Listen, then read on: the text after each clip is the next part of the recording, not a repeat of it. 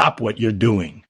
I need you to pay attention to me right now. Not because I'm going to impress you with big words or complicated equations. I'm not going to do that. No. I want you to pay attention because in the next little while I'm going to tell you something that is going to ruin something for you. And the thing I'm going to ruin is time, not time travel, not clocks, not some abstract philosophical nonsense about what the present moment really means. I mean time. The thing you have trusted without even knowing you trusted it every single second of every single day of your entire life. The invisible river you have been floating down since the moment you were born. The thing that keeps your memories in the past and your future in the future and you in the here and now. I'm going to show you that time is not what you think it is.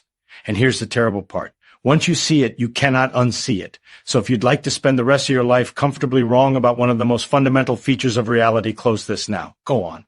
There's no shame in that. Most people do it. But if you want the truth, then stay with me. I want to start with something so ordinary it's almost embarrassing to mention.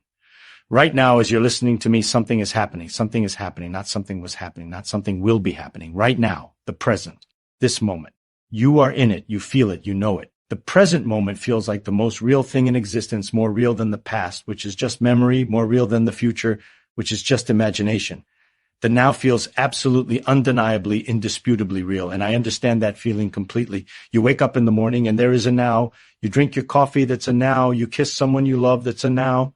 The present moment is the only place where anything actually happens. The past is gone. The future hasn't arrived. The now is where life lives. That feeling is so powerful, so obvious, so self-evident that virtually every human culture that has ever existed built their entire understanding of reality around it.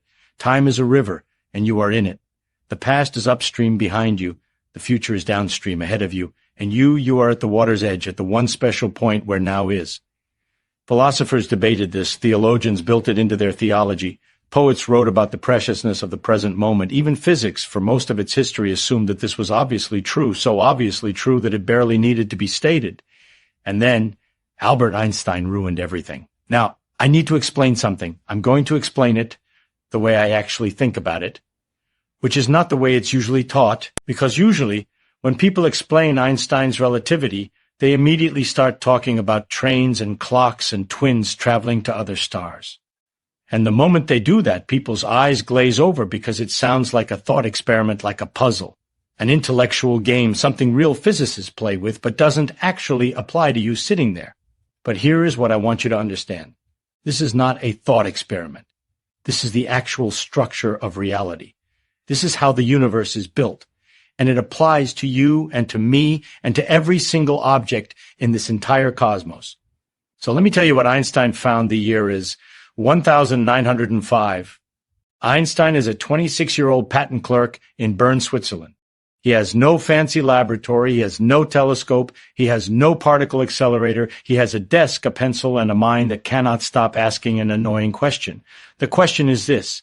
What does it actually mean to say that two events happen at the same time? Seems simple, right? Two things happen at the same time. You know what that means. It means they happen simultaneously, together, at once, at the same now.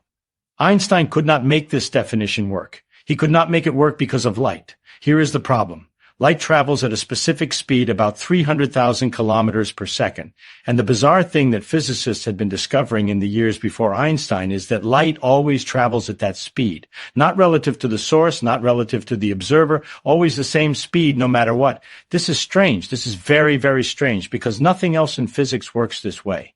If you're on a train moving at 100 kilometers per hour and you throw a ball forward at 50 kilometers per hour, the ball, relative to someone standing on the ground watching you, is moving at 150 kilometers per hour. Speeds add. That's how the world works. That's how it has always worked. But light doesn't do that. If you're on a train moving at half the speed of light and you shine a flashlight forward, the light from that flashlight does not travel at 1.5 times the speed of light relative to a person on the ground. It travels at the same speed of light, exactly the same, as if your motion didn't contribute anything. Einstein stared at this for years, and one morning legend says it was during a tram ride in Bern it hit him. The only way this can be true is if time itself is different for different observers, not different in the sense of my clock runs a little fast. Different in the deepest possible sense, what happens simultaneously for one person does not happen simultaneously for another person moving relative to them. There is no universal now. There is no single moment that is the present for the entire universe. The present, the thing you have trusted your entire life, the foundation of your experience of reality, the thing that makes now feel more real than the past or the future is not a universal truth. It is a local experience. It is your experience. It is relative to you, to your motion, to your position in the gravitational field of whatever planet or star you happen to be near. Two events that are simultaneous for you are not simultaneous for someone moving relative to you. And neither of you is wrong. You're both right. Simultaneously, if you'll forgive the word, you are each living in a different now. This isn't poetry. This has been tested. This has been confirmed thousands of times with atomic clocks on airplanes, with GPS satellites that have to correct for time dilation every single day, with particles and accelerators that live longer than they should because they're moving so fast that time slows down for them. Time is elastic. Time is relative. Time is not the rigid, universal, absolute river flowing at the same rate for everyone everywhere. It never was.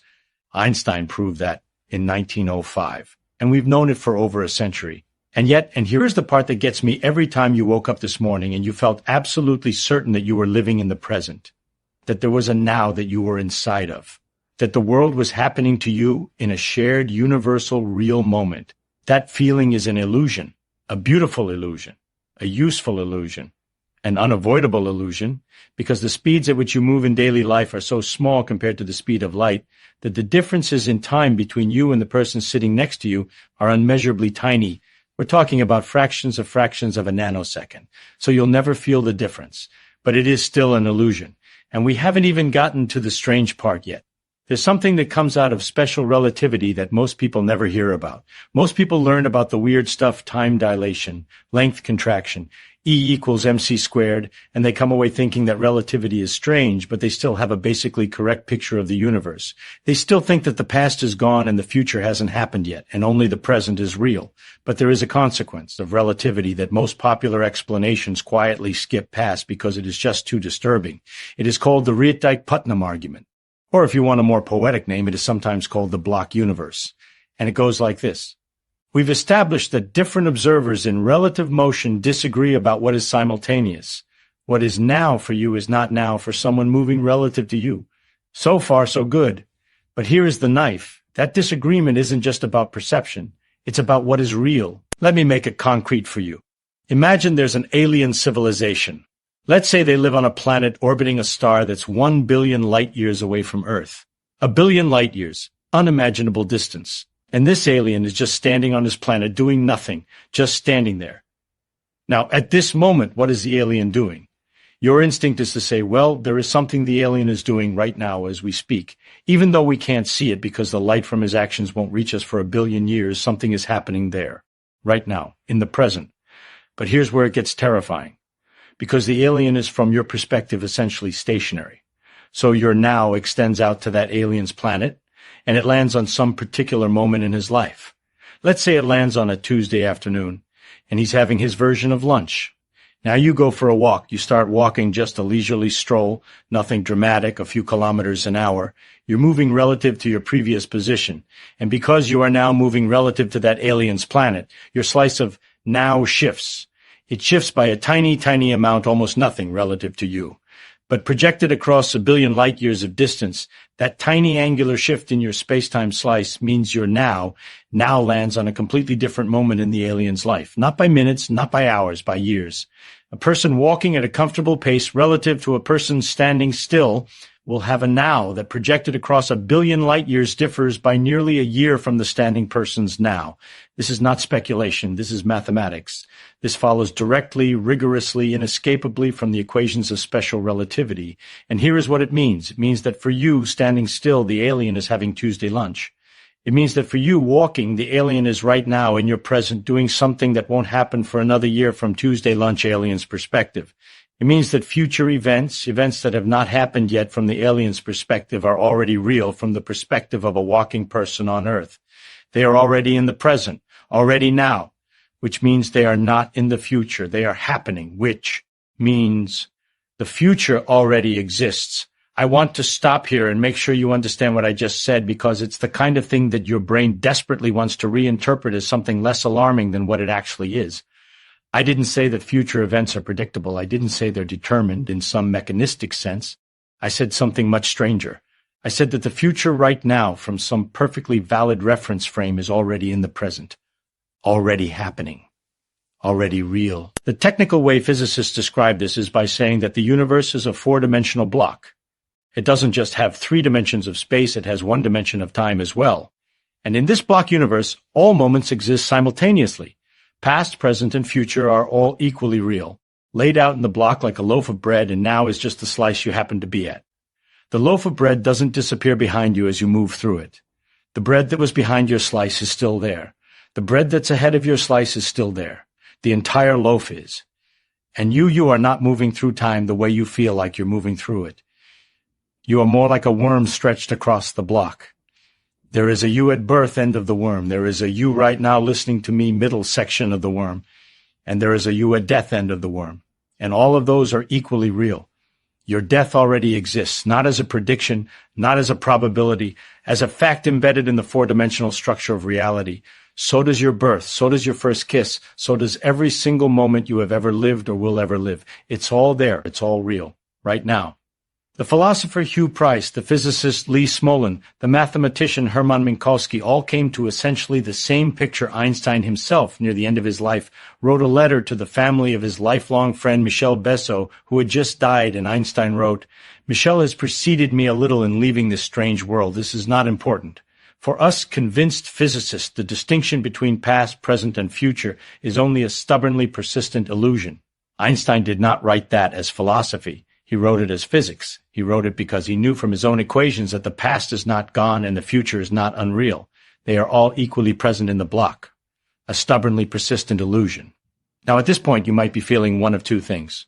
You might be feeling exhilarated because you're the kind of person who gets a secret thrill from having the floor pulled out from under them.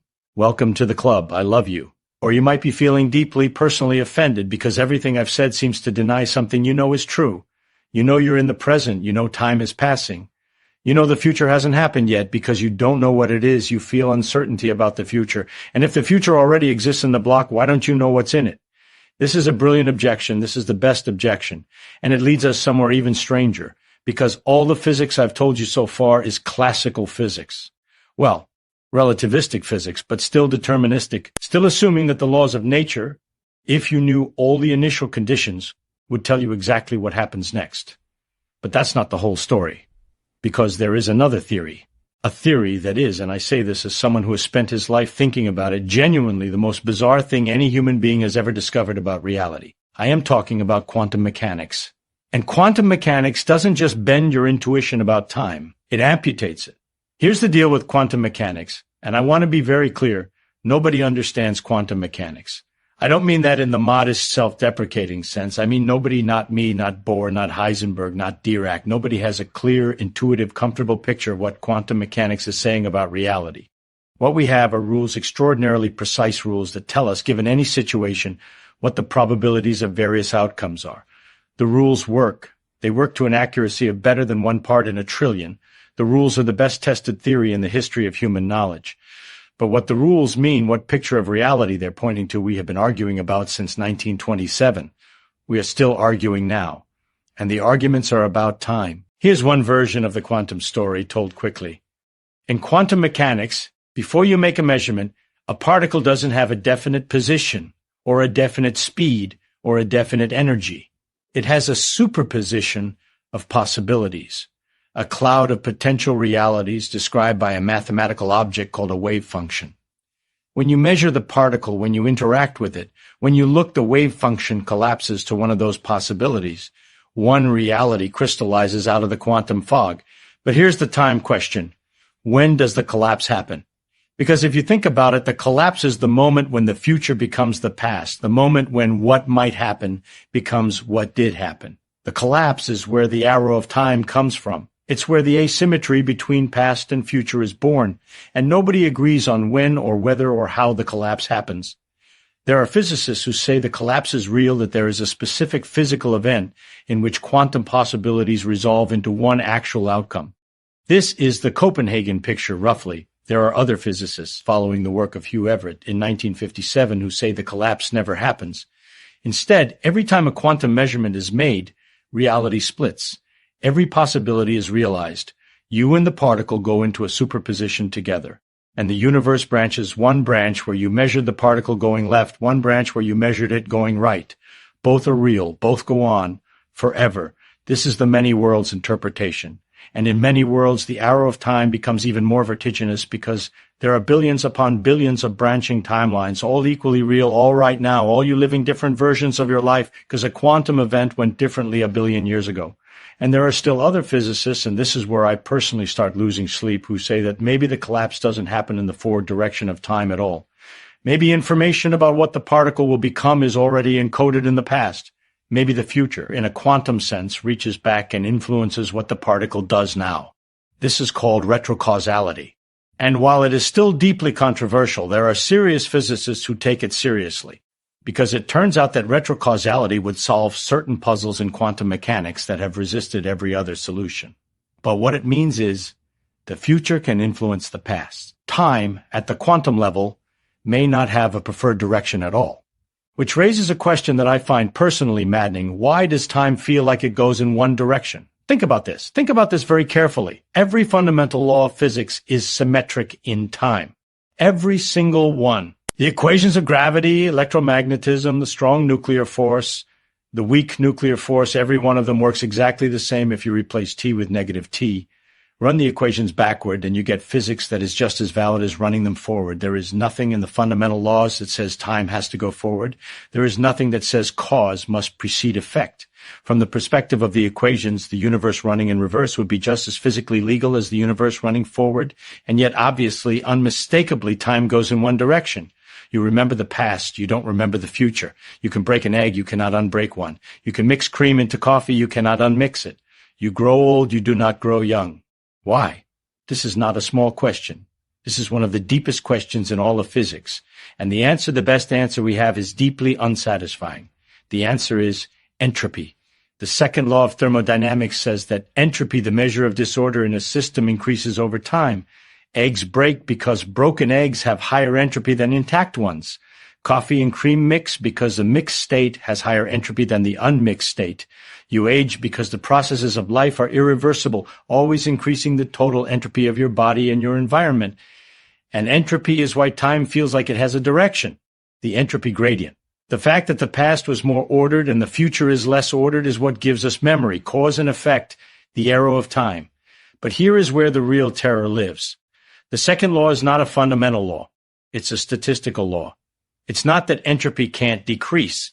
It's that entropy decreasing is incredibly improbable. If you took a box of gas molecules and watched them for long enough, not billions of years, not trillions of years, but truly unimaginably long periods of time, eventually, by pure random fluctuation, all the molecules would cluster together in one corner of the box. It's not impossible. It's just staggeringly unlikely. And this is a problem. A deep problem. A problem called the Boltzmann brain paradox. Here's how the paradox goes. If entropy can spontaneously decrease, however improbably, and if the universe is infinitely old or infinitely large, then random fluctuations will create things, unlikely things sometimes, extremely unlikely things occasionally. And the physicist Ludwig Boltzmann in the late 1800s realized it is vastly more probable that a single conscious brain would spontaneously assemble itself out of random quantum fluctuations than that the entire ordered universe we see around us assembled itself by chance. Think about that. A disembodied brain floating in empty space with a complete set of false memories of a life never lived, experiencing one moment of coherent thought before dissolving back into chaos, is statistically more likely than the universe you think you're living in. So how do you know you're not that brain? How do you know that your memories of yesterday, last year, your childhood, how do you know those aren't false memories that crystallized along with your conscious experience 1 second ago? You can't, not with certainty. Because if the universe is a statistical phenomenon, then statistically speaking, your existence as a brief fluctuation is more probable than your existence as the result of 13.8 billion years of cosmic history. This isn't a philosophical trick. This is the conclusion that honest cosmologists are sometimes forced to confront when they follow the mathematics of entropy to its logical end. Boltzmann himself found the paradox so disturbing that some historians believe it contributed to his depression and eventual suicide in 1906. But let me bring this back to something more personal. more immediate, more you. Forget the alien walking scenarios. Forget the quantum foam. Forget the Boltzmann brains. Come back to your own body, your own experience, your own life. Right now, in your skull, there are approximately 86 billion neurons. Each of those neurons is connected to thousands of others through somewhere between 100 trillion and 500 trillion synaptic connections. And what those neurons are doing right now is creating your experience of time. Every memory you have is a pattern of synaptic weights, a particular configuration of connections in your brain that was written there by past experience and is being read right now. The past does not live in the past. It lives in your brain, in the physical arrangement of matter right now. Your past is present. And your experience of the present moment, the felt sense of now, is itself a construction that takes time to build. Your brain processes sensory information from multiple sources, your eyes, your ears, your skin, and all of these signals arrive at different times because they travel at different speeds. The visual cortex is slower than the auditory cortex.